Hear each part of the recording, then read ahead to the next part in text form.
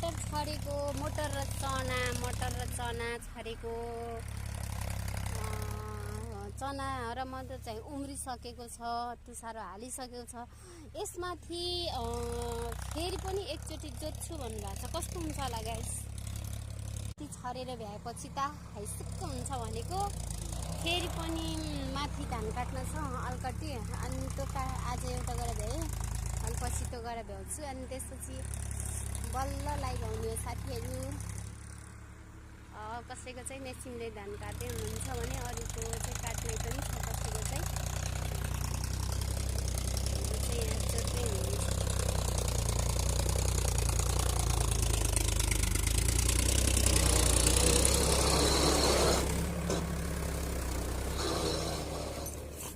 मटर रोज गरेको करे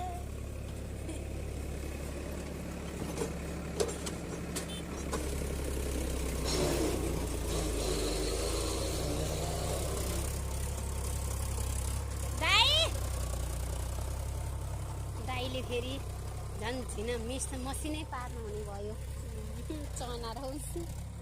चना र मटर छरेको दुईचोटि डौराउने के चन एकचोटि मात्रै क्या भयो। अब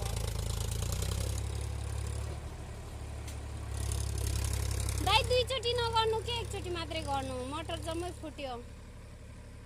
फेरि नभिजाउन पर्ने रहेछ। मैले कहिले भिजा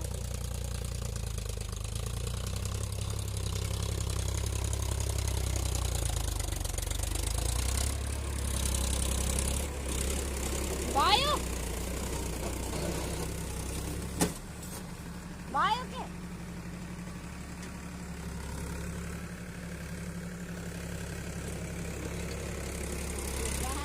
मटर त मेरो त यहीँ पचात पुचुट यहीँ पाक्ने भयो त गाइस।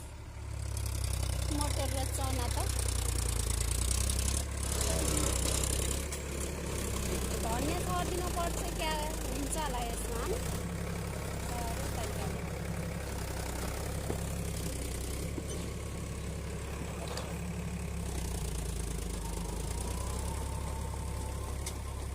दाल छरेको के अरे। अब माथिको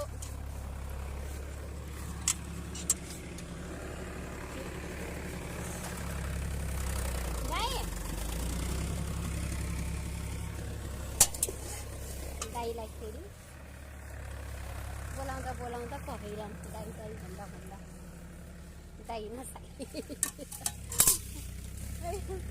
बोलाउँदा हैरान।